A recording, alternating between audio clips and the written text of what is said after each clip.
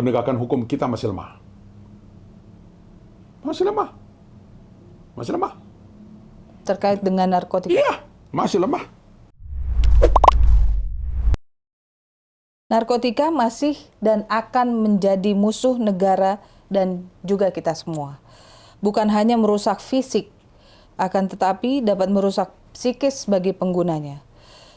Tidak hanya berhenti di situ, narkoba juga bisa merusak satu generasi sebuah bangsa.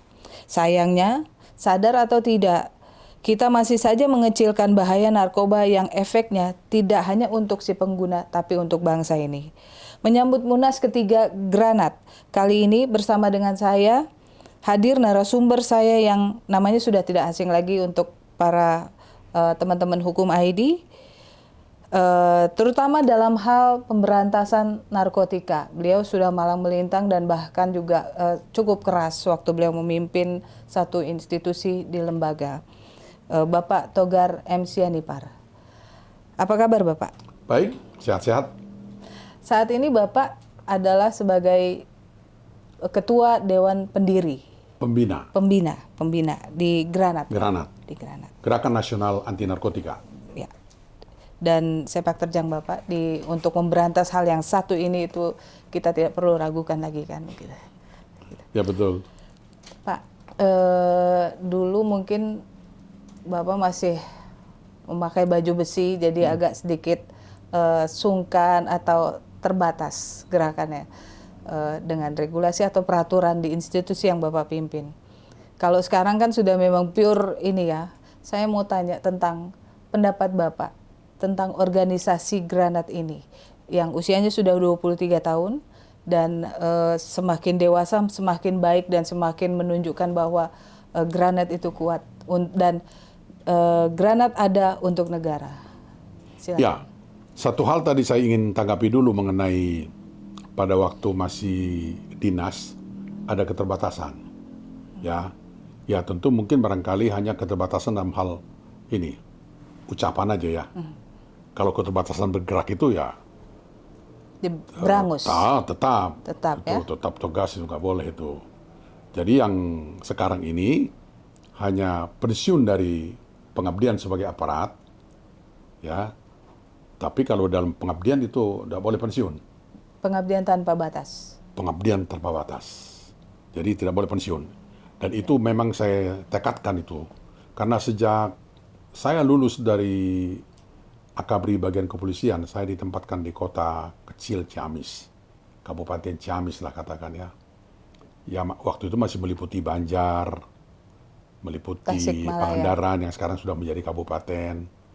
Itu saya ditugasi oleh Kapolres saya untuk baru lulus Akabri ini untuk ceramah di seluruh sekolah-sekolah di Kabupaten Ciamis, SLTP dan SLTA.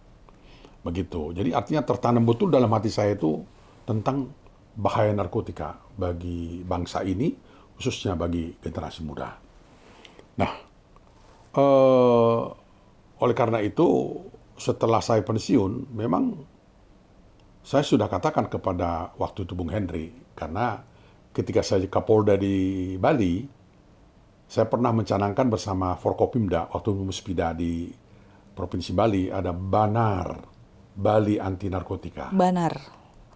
Kemudian setelah saya pindah ke Sumatera Selatan, kami juga Muspida waktu itu di Provinsi Sumatera Selatan mencanangkan ada Susan, Sumatera Selatan Anti Narkotika. Acaranya waktu itu betul-betul meriah untuk menunjukkan kepada masyarakat bahwa pimpinan di provinsi dan seluruh jajaran itu betul-betul harus berusaha untuk anti terhadap narkotika. Kemudian saya pindah ke Balikpapan menjadi Kapolda Kalimantan Timur. Saya ulangi kembali bersama-sama dengan Forkopimda, Muspida waktu itu, untuk membuat pencanangan yang hampir sama, atau samalah katakan, Kaltinar, Kalimantan Timur Anti Narkotika. Nah, artinya memang di dalam benak dan hati dan pikiran saya, itu keras sekali tuh untuk terus berbicara tentang narkotika. Bahwa narkotika ini sangat berbahaya. Maka ketika saya memimpin Badan Narkotika Nasional, saya berpikir, oh mungkin pimpinan Polri itu melihat latar belakang saya yang demikian gencar dari dulu, memerangi, Narkotika. mengajak masyarakat untuk betul-betul berjuang melawan narkotika, penyalahgunaan dan peredaran gelap narkotika. Saya bilang sama Henry yang sudah saya kenal cukup lama, puluhan tahun saya kenal beliau tuh. Saya kenal beliau tuh karena pribadinya yang hangat gitu ya, lucu, asik diajak bicara gitu ya. Saya belum tertarik dengan granat waktu itu. Tapi setelah granat. Tapi granat sudah ada waktu itu. Ada tahun 1999 udah ada granat. Jadi waktu saya Kapolda di Bali, granat sudah ada. Waktu saya Kapolda di Bali, saya pernah adakan seminar di situ. Henry saya undang untuk jadi narasumber. Kemudian jadi narasumber seminar itu. Kemudian saya mengadakan hal yang sama di Palembang. Juga Henry saya undang sebagai narasumber seminar di situ. Kalimantan Timur juga sama. Terus saya katakan waktu itu, kalau saya nanti pensiun, saya mau gabung granat ya. Wow, oke banget bang, oke banget gitu. Nah, mulai setelah saya pensiun, saya memang penuhi janji saya untuk menjadi menjadi anggota atau aktivis anti narkotika melalui organisasi granat. Nah, saya memang ingin ya agar granat ini seperti keinginan dari, saya sebut Adinda, Henry Yosodiningrat ini selalu saya panggil Adinda, untuk benar-benar menjadi sebuah organisasi kemasyarakatan yang tidak mau disebut LSM. Jadi granat tidak mau disebut LSM, walaupun hakikatnya memang granat kan swadaya dana swadaya. Ya? Tidak ada pernah kita minta bantuan kepada pemerintah, kepada siapapun untuk bisa granat ini bisa berkembang begini. Itu swadaya semua. Jadi makanya kalau disebut, saya tidak mau disebut lembaga swadaya. Salah juga sebetulnya. Tetapi karena kebanggaan kami, jadi waktu itu memang Adinda Hendrioso mengatakan, jangan bang, saya tidak mau disebut sebagai LSM, tapi organisasi kemasyarakatan. Begitu. Nah tentu saja kami harus berusaha untuk menunjukkan apa sih kelebihan kami kalau mau tidak disebut LSM. Saya katakan kepada teman-teman di Granat, jadi kalau kita tidak mau disebut LSM, jangan hanya teriak-teriak, demo-demo, itu LSM. LSM beneran itu, LSM jalanan. Jadi kita mesti harus menjadi sebuah organisasi yang terorganisir, yang rapih, tersebar di seluruh tanah air, tapi dengan satu langkah yang sama. Bagaimana mewujudkan visi dan misi. Ya, sesuai dengan motto Granat, mengabdi untuk bangsa. Itu. Jadi saya lihat ada memang perkembangan, walaupun memang banyak hambatan. Karena pimpinan-pimpinan yang dulu kita lantik itu di DPD, dan DPC, mereka juga ada pindah mutasi, kemudian lalu penggantinya mungkin kurang sespartan dia atau seaktif dia, kemudian akhirnya lama-lama kemudian ini harus dibangkitkan lagi, diingatkan lagi gitu. Jadi memang kita harus sabar-sabar di DPP pusat ini untuk mengingatkan, mana dong? Waktu kamu dilantik dulu, kita katakan, tancapkan dan kibarkanlah pataga granat itu di mana kau berada. Tancapkan dan kibarkan. Kalau hanya ditancapkan, itu hanya memperluas wilayah. Tapi kibarkan itu artinya apa? Bergerak dan bergerak. Begitu. Aktif. Ajak seluruh generasi muda itu untuk mau bergabung bersama Anda untuk sama-sama mengatakan tidak untuk narkotika. Bapak berkecimpung di Granat kan sudah lama juga. Apa yang menjadi perenungan Bapak yang sampai saat ini belum terjadi di negara kita terkait dengan narkotika? Oke. Ketika Pak Goris Mere jadi pimpinan Badan Narkotika Nasional, pernah kita berbincang-bincang tentang cita-cita Indonesian Drug Free Area 2015, ya, membuat Indonesia bebas narkotika tahun 2015. Terus suatu ketika saya iseng-iseng, pas ketemu saya tanya beliau, Pak Goris, bagaimana dengan cita-cita Indonesia Drug Free Area 2015. Aduh, berat tuh Bang, berat.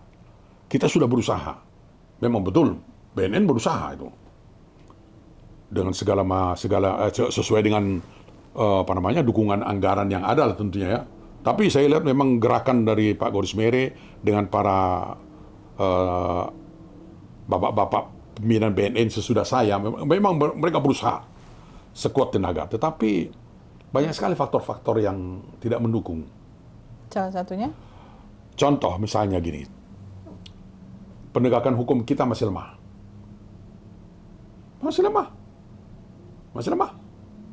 Terkait dengan narkotika? Iya, masih lemah. Nah, di samping itu, di samping masa oknum ya, bukan seluruh ya. Jadi oknum yang mempermainkan pasal-pasal dalam penegakan hukum.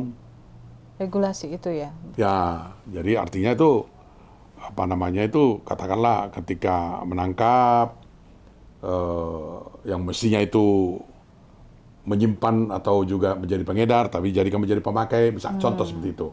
Nah itu tidak hanya terjadi di lingkungan keluarga besar saya polisi, tapi juga kan di kejaksaan juga ada, hakim juga ketika mau vonis juga terjadi begitu segala macam ya.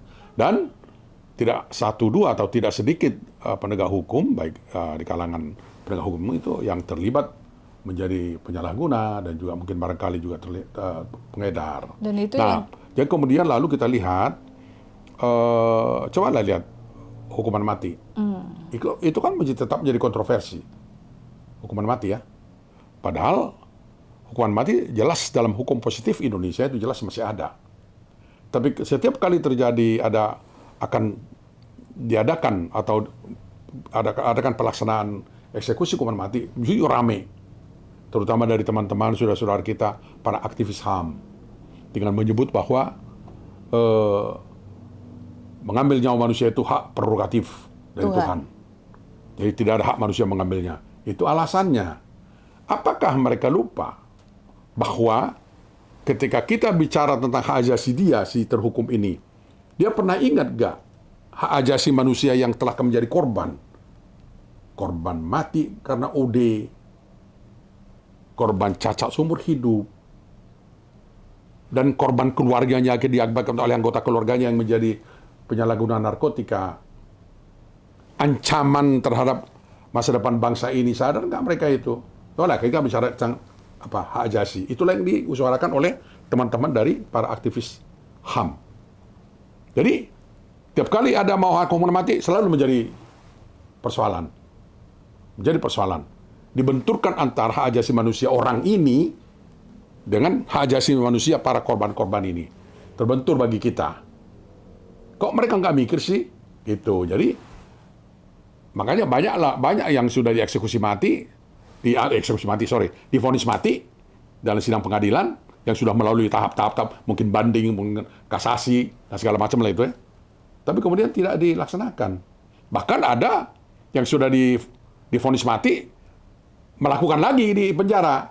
Kenapa? Karena di penjara pun ternyata pengawasannya juga lemah. Mudah-mudahan ya setelah Pak Inspektur Jenderal Polisi Silitonga itu menjadi kalapas, sudah menjadi lebih tertib. Saya juga nggak pernah dengar lagi ada kalapas yang terlibat menjadi pelindung pengedaran narkotika di lapas yang dia pimpin. Padahal dulu itu lapas yang dikenal sebagai memiliki super maximum security di Nusa Kambangan terlibat loh kalapasnya. Ya. Itu. Jadi situ ya, ini keprihatinan saya. Sehingga kalau misalnya Pak Presiden mengatakan Indonesia darurat narkotika, like what? Seperti apa pelaksanaannya itu? Adakah itu dimengerti oleh semua elemen, semua lembaga pemerintah? Walaupun saya katakan tadi, Badan Narkotika Nasional sudah melakukan upaya sedemikian rupa keras. Tapi kan memang, kalau saya sebut tidak berhasil, mungkin saya mengecilkan usaha-usaha yang sudah dilakukan dong. Ya. Saya tidak mau mengatakan tidak berhasil, tetapi belum menunjukkan hal yang menggembirakan karena berbagai faktor. Satu baru kelemahan penegakan hukum. Yang kedua, panjangnya garis pantai Indonesia. Oh, itu pengaruh Pak ya? 85.000 kilometer itu tersebar di situ pelabuhan. Pelabuhan laut kontainer walaupun berapa biji, pelabuhan laut besar, pelabuhan laut sedang, pelabuhan laut kecil, pelabuhan laut tradisional. Itu semua pintu-pintu masuk favorit bagi para pengedar narkotika melalui laut. Siapa yang mengawasi? Tidak akan cukup aparat yang bergerak di lautan itu, di perairan itu untuk mengawasi itu. Suatu ketika saya pernah berkunjung ke ke Maluku Tenggara. Gitu? Saya berdiri di ada pantai yang sangat putih bersih. Saya kagum, waduh, mengkilat itu pasir itu seperti berlian. Yuh, gila ini. Tapi kemudian tokoh aktivis anti narkotika di sana mengatakan, Pak, Bapak boleh kagum, tapi di sinilah pintu masuk narkotika masuk Maluku Tenggara. Coba, kayak gitu kan? Di Maluku loh. Apalagi yang lain. Apalagi yang lain. Siapa yang mengawasi itu? Jadi artinya saya bisa memahami berbagai faktor, tapi itulah keprihatinan saya sehingga apalagi sekarang seperti saya katakan tadi kan, di Maluku Utara belum ada pusat terapi rehabilitasi dan terapi rehabilitasi untuk anak-anak korban narkotika. Berarti kan belum semua, padahal kita sering mengatakan, bahkan bukan hanya saya saja, tidak ada desa di Indonesia ini yang masih bebas dari narkotika. Tidak ada kampus di Indonesia ini yang masih boleh dinyatakan bebas dari narkotika. Kemana itu mereka berobat? Kemana mereka disehatkan?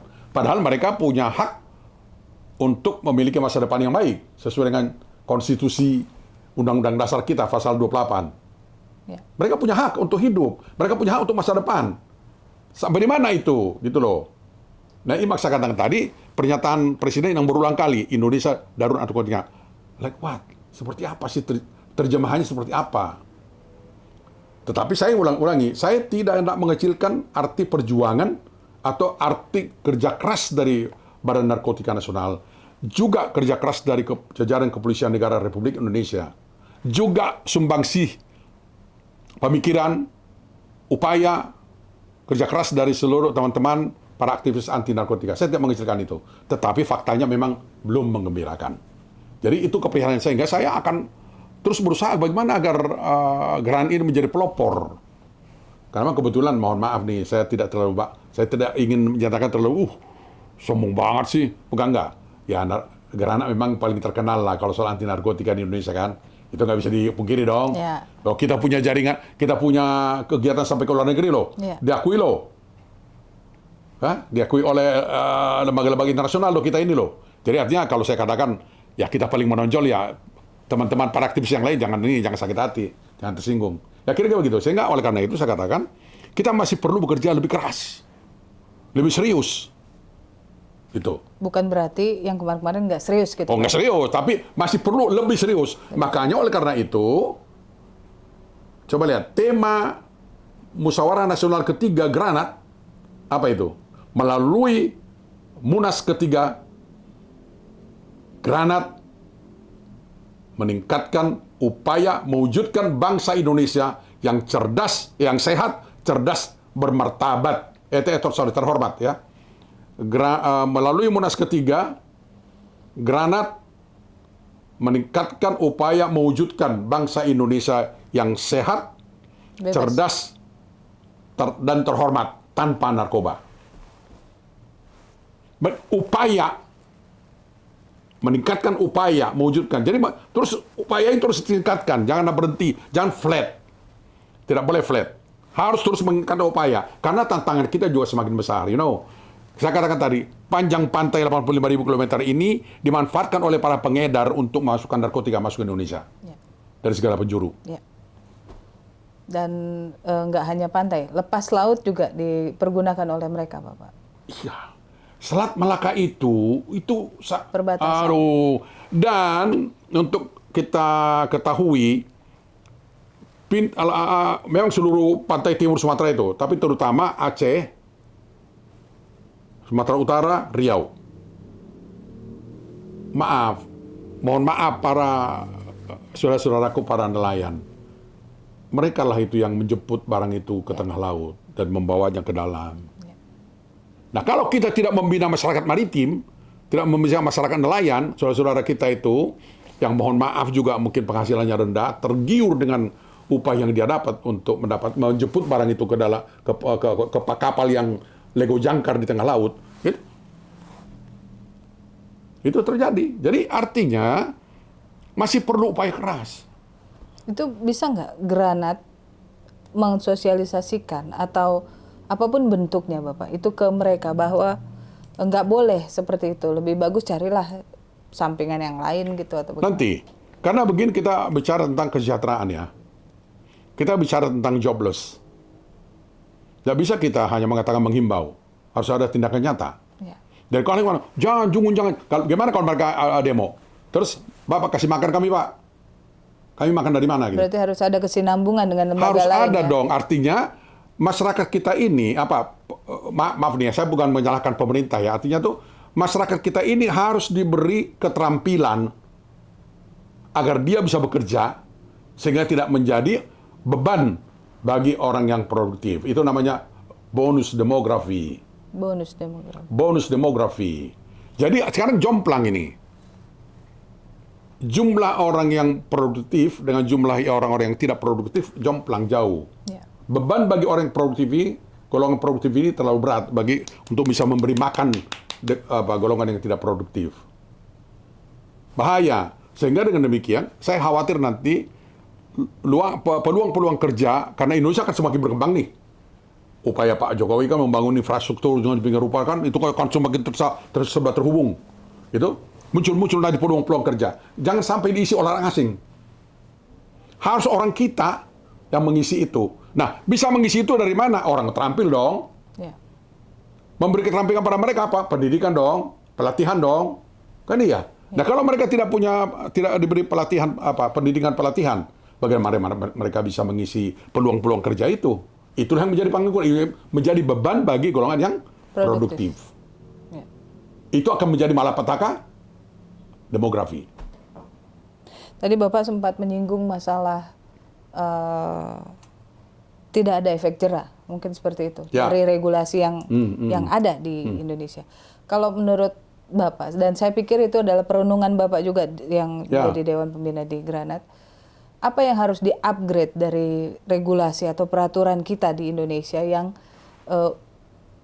bisa menimbulkan efek jerah untuk para pengguna dan pengedar? Saya dari dulu ya, agak kurang sependapat penekanan pada law enforcement. Saya kurang cenderung saya ke situ. Bukan berarti saya tidak menyetujui. Kenapa? Karena permasalahan narkotika itu kan selalu mengikuti hukum pasar. Ada demand, ada supply. Supply demand. Nah, strategi untuk menanggulangi permasalahan narkotika juga itu supply reduction dan demand reduction. Terus ada harm reduction. Harm reduction itu maksudnya karena kenyataan harm reduction itu maksudnya ada kenyataan adanya kaitan erat antara penyebaran narkotika dengan HIV/AIDS. Ini maka kenyataannya bahwa banyak orang akan misalnya gini. Ada satu kelompok manusia, ya, yang katakanlah satu grup ya, terus ada dua diantaranya atau satu diantaranya yang mengidap HIV/AIDS. Kemudian mereka menggunakan jarum suntik bergantian. Terus saudara sini pindah ke sini. Dalam sekejap ini semua sudah mengidap HIV/AIDS. Itu harm reduction itu. Ya, oleh karena itu dipikirkan untuk memberikan jarum suntik masing-masing diberikan izin memiliki jarum suntik agar tidak mereka menggunakan jarum suntik bergantian. Jadi masing-masing pengguna itu diberi jarum suntik. Tapi itu kan sama aja dengan memberikan izin penggunaan narkotika. Satu lagi kemudian diberikan kepada mereka itu soft drugs. Soft drugs. Drugs narkotika yang lemah, yang lembek, ya, yang agak rendah, berkadar rendah. Itu maksudnya itu untuk menggantikan yang suka dipakai yang berkadar tinggi, yang hard drugs. Tapi sama aja kan memberi izin.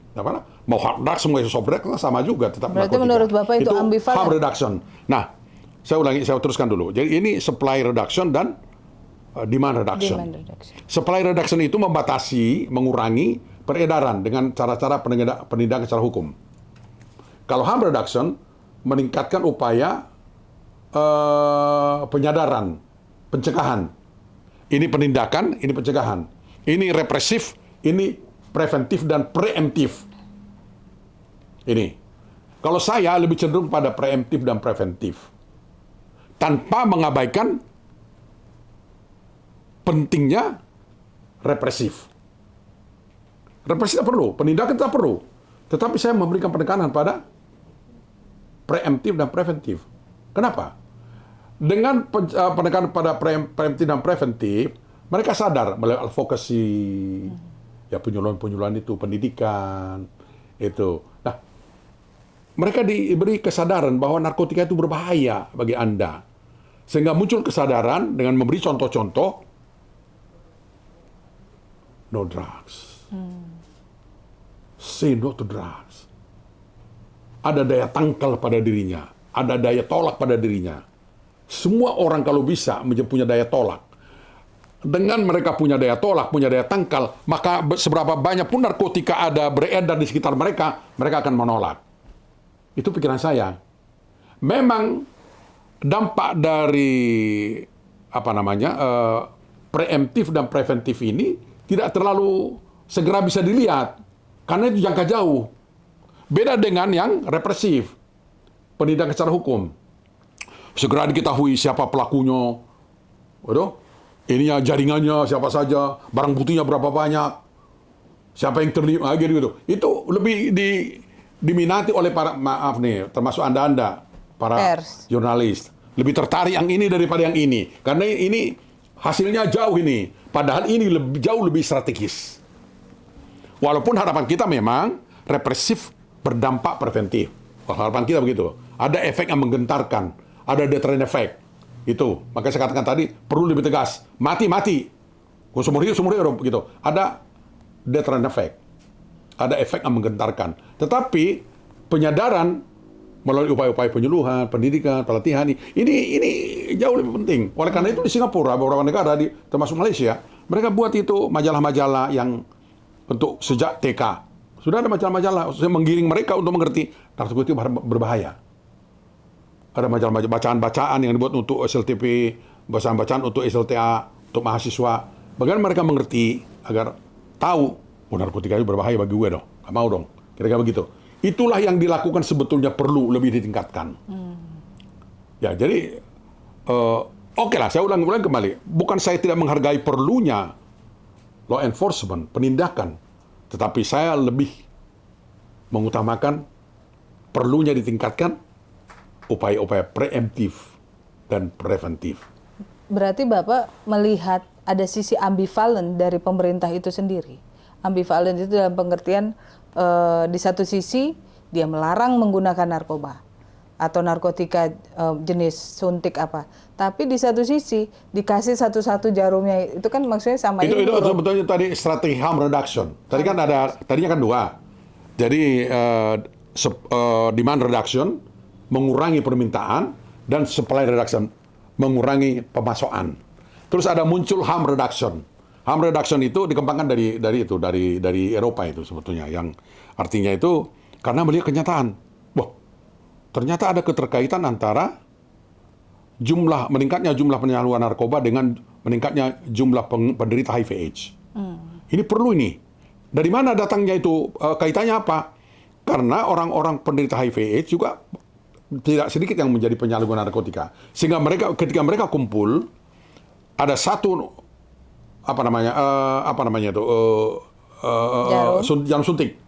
jarum suntik dipakai oleh seorang yang kebetulan mengidap HIV/AIDS, dipakai ini untuk mencapai ini, mendapatkan keasikan bernarkoba ini.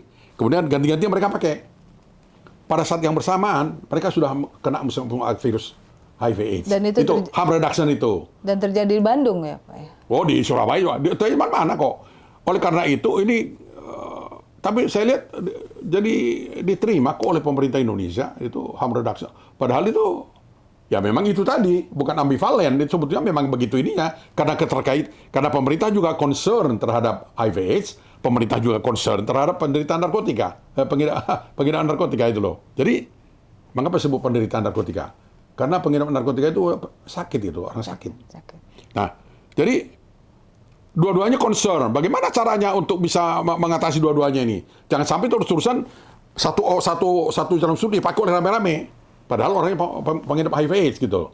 Itu maksudnya sebetulnya. Jadi bukan ambivalen, bukan. Ini sebuah strategi yang kemudian lalu akhirnya diadop, tetapi perlu pengawasan. Karena ternyata para aktivis-aktivis harm reduction ini juga artinya tidak sedikit yang menjadi terlibat, menjadi pengedar. Begitu ya, Pak? Iya. Jadi secara gelap mereka juga mengedarkan itu kepada para anak didiknya lah katakan ya. Para anak didik mereka juga hanya diam-diam diedarkan juga gitu. Perlu pengawasan. Kalau itu mau sukses, ya karena kita sadar juga keterkaitan erat antara narkotika dengan HIV/AIDS, ya, tapi harus ada konsekuensi, itu pengawasan lebih ketat gitu. Tapi Pak, kenapa selalu ada ruang abu-abu untuk penindakan itu? Dalam pengertian ruang abu-abu ini adalah di satu sisi pemerintah itu memusuhi banget yang namanya narkotika. Tapi di satu sisi juga yang tadi AIDS atau apa ya harus sama-sama diberantas juga gitu kan gitu Bapak. Itu kan menciptakan ruang abu-abu. Kalau ambivalen Bapak tidak sepakat, artinya ruang abu-abu sepakat dong.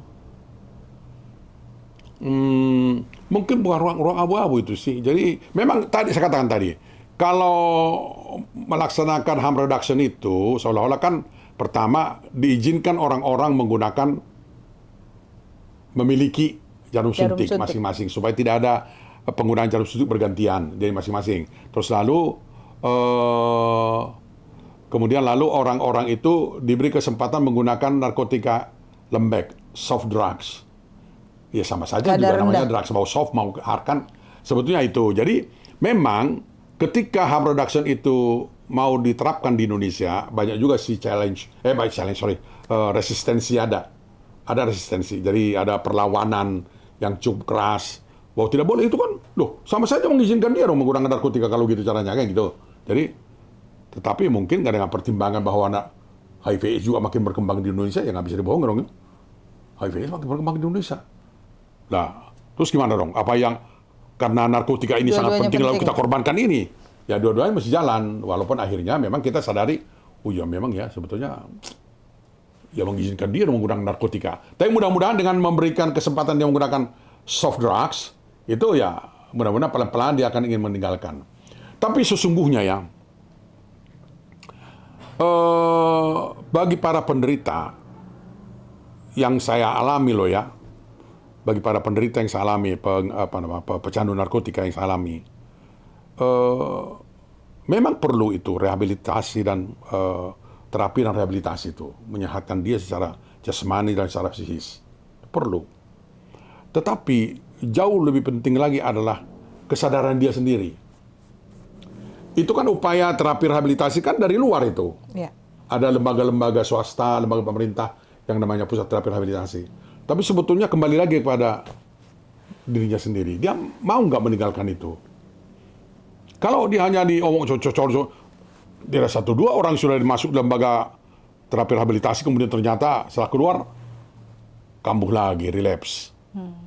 Itu ada yang sampai 3 kali, 4 kali ada juga. Nah kalau kayak gitu, apa yang harus dilakukan Bapak? Kan ini masuk rehab, terkeluar bukan makin bener, tapi malah menjadi-jadi. Itu apa tuh Pak? Ya sebenarnya harus sudah dihukum itu sih.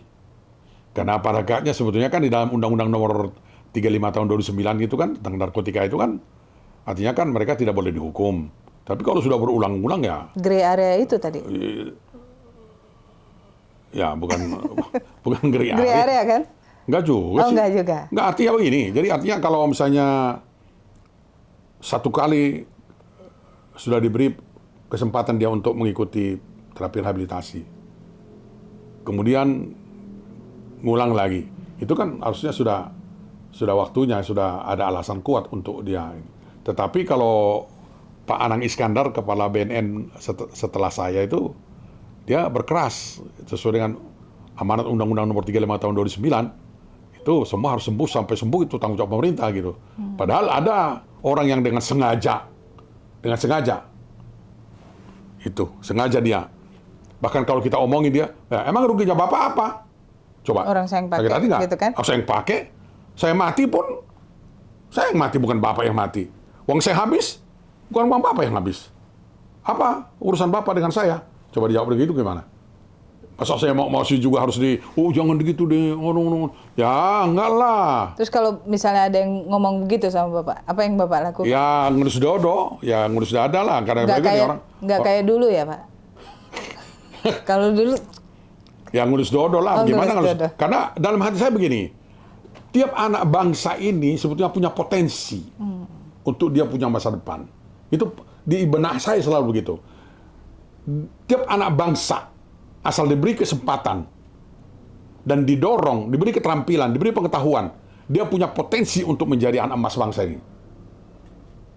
Jadi oleh karena itu kita jangan lalu terus setelah ada seorang pemakai terus selalu kita menjauh, membiarkan dia ya mati, lu mau mati matilah, jangan gitu dong, nggak boleh. Jangan, harus ditolong dia, karena saya sudah katakan dia punya potensi untuk menjadi anak emas bangsa ini.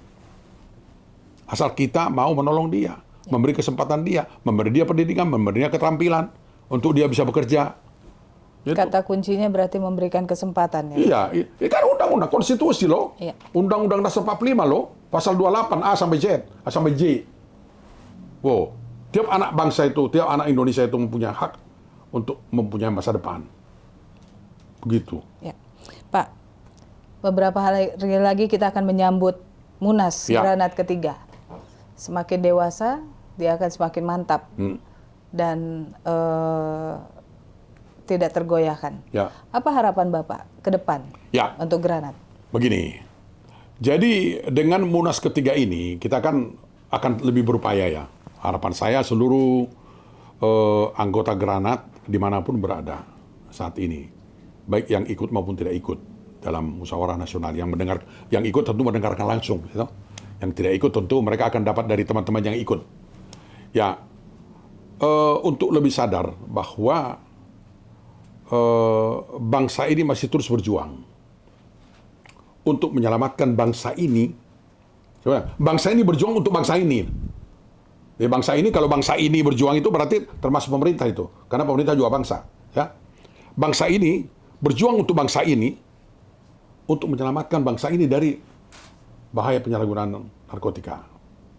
Harus sadar itu. Jadi oleh karena itu perjuangan kita, saya yakin tidak akan pernah berhenti. Never ending ini.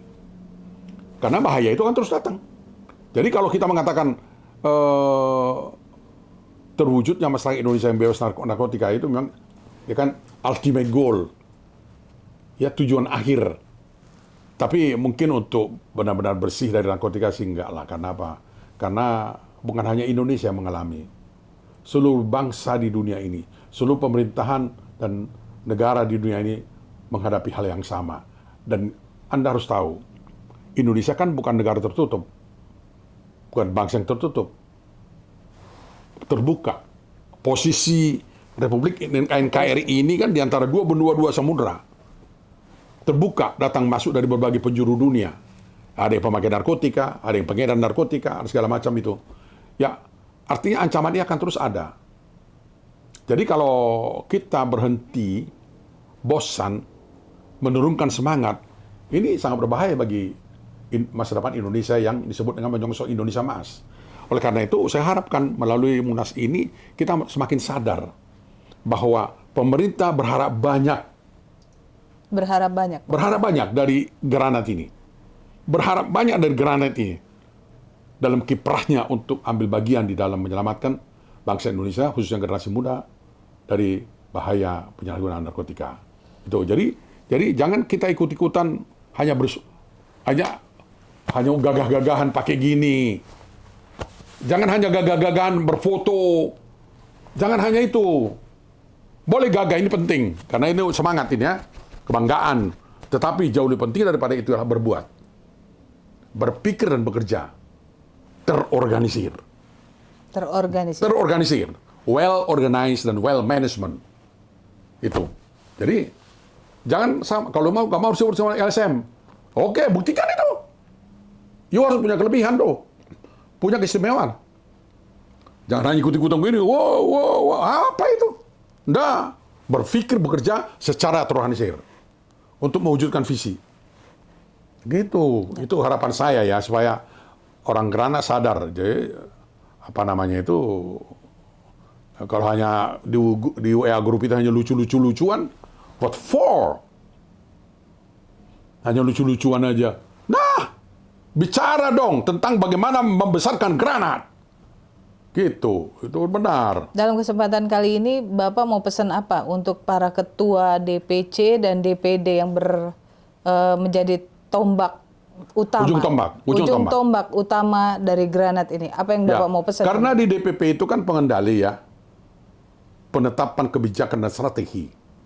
Pelaksana itu ada di mereka sebagai ujung tombak. Gitu? Nah, harapan saya tentu mereka jangan, saya udah bilang tadi, jangan hanya menancapkan itu pataga granat, tapi kibarkan itu pataga granat itu.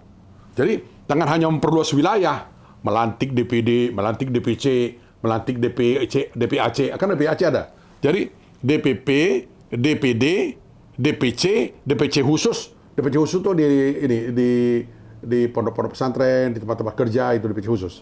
Di lembaga-lembaga pendidikan, di kampus-kampus itu DPC khusus. Kemudian ada DPAC. DPAC itu anak cabang, itu di kecamatan. Kemudian lalu ada ranting di desa-desa.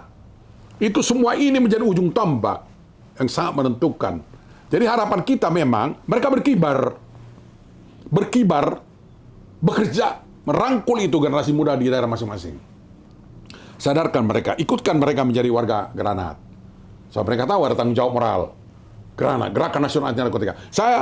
Saya tekankan, kalau kita menyebut di Granat, Gerakan Nasional Anti Narkotika, maka pikiran kita, niat kita, ucapan kita, tindakan kita harus anti narkotika. Teman-teman yang menjadi profesi, para pengacara, apapun namanya itu, jangan tidak anti narkotika. Jangan tidak anti narkotika, harus anti narkotika. Siapapun itu.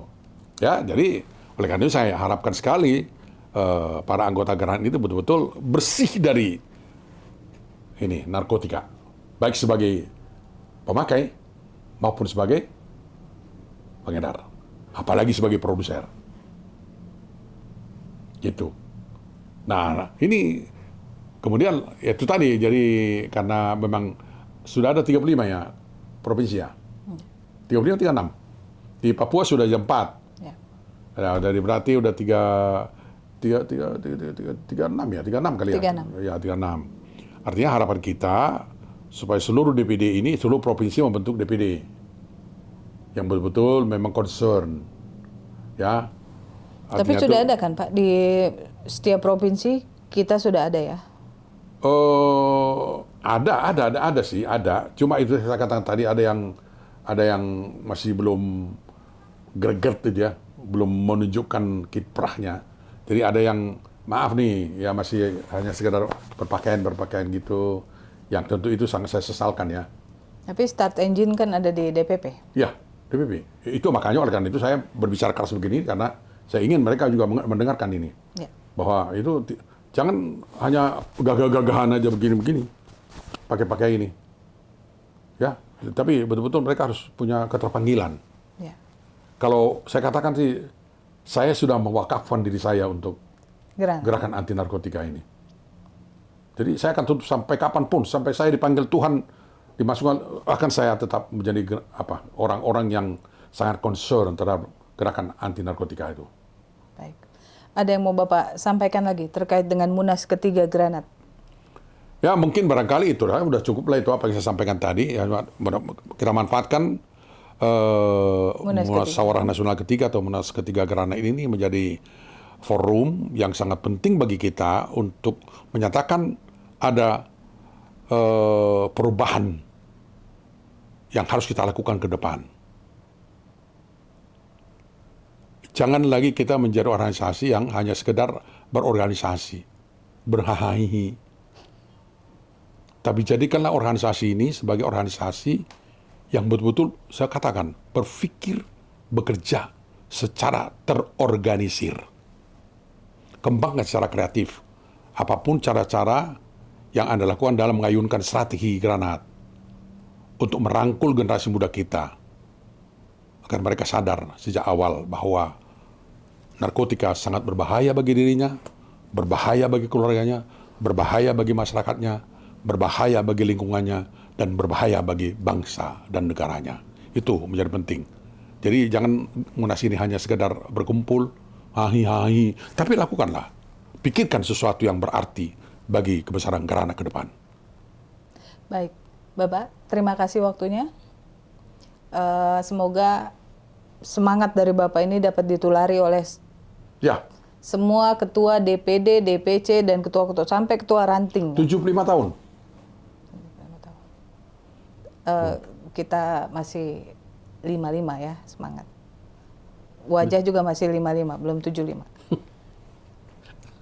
Ya, oke lah. Ya, Selamat baik. bermunas, kawan-kawan. Selamat bermunas. Semoga Granat makin jaya dan narkotika hilang dari muka bumi pertiwi kita. Terima kasih.